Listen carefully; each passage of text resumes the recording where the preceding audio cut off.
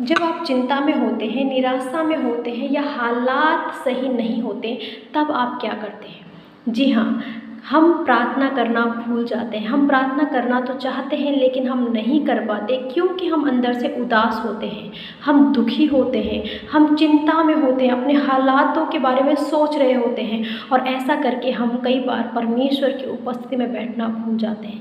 कई बार बैठते तो है, प्रार्थना करते हैं, लेकिन हम फिर भी अपनी उन चिंताओं को पकड़ के बैठे होते हैं और फिर हम प्रार्थना से उठते हैं और वापस अपनी उन चिंताओं में खो जाते हैं। लेकिन आज परमेश्वर का वचन इस विषय में आपको कुछ सिखाना चाहता है, जो है मत्ती रचित सुसमाचार 6 अध्याय के 26 पद में, जहाँ पर प्रभु यीशु ने कुछ इस प्रकार कहा कि आकाश के पक्षियों को देखो, वे ना तो बोते हैं, न काटते हैं और न खत्तों में बटोरते हैं, तो भी तुम्हारा स्वर्गीय पिता उन्हें खिलाता है। क्या तुम उनसे अधिक मूल्य नहीं रखते?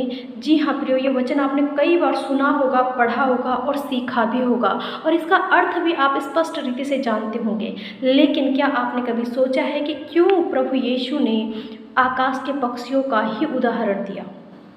क्योंकि आकाश के पक्षियों का एक जो रूटीन है कि चाहे कोई भी मौसम हो, कोई भी ऋतु हो, वो हर दिन सुबह अपने समय पर उठते हैं और परमेश्वर की स्तुति करते हैं। वो चहचहाते हैं। आप कभी भी देखिए, जब सुबह 4 बजे आप उठते हैं तो आपको सबसे पहले चिड़ियों की आवाज़ सुनाई देगी, और ये उनका हर मौसम में होता है। चाहे बारिश हो, धूप हो, वो मौसम देखकर नहीं होते कि आज बारिश हो रही तो आज चिड़ियाएँ बिल्कुल शांत होंगी, नहीं, वो हर मौसम में गाती है।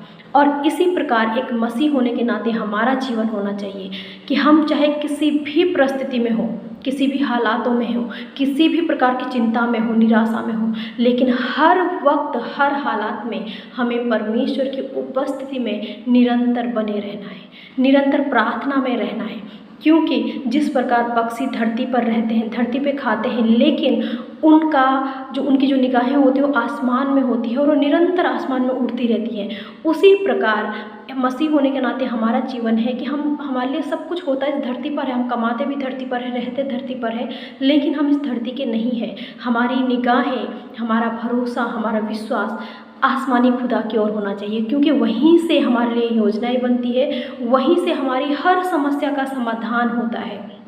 तो हम चाहे किसी भी परिस्थिति में हो, किसी भी चिंता में हो, हमें परमेश्वर की उपस्थिति में निरंतर बने रहना है और परमेश्वर के समय का इंतज़ार करना है कि परमेश्वर निश्चय हमें इन हालातों से, इन चिंताओं से, इन निराशाओं से बाहर निकालेंगे।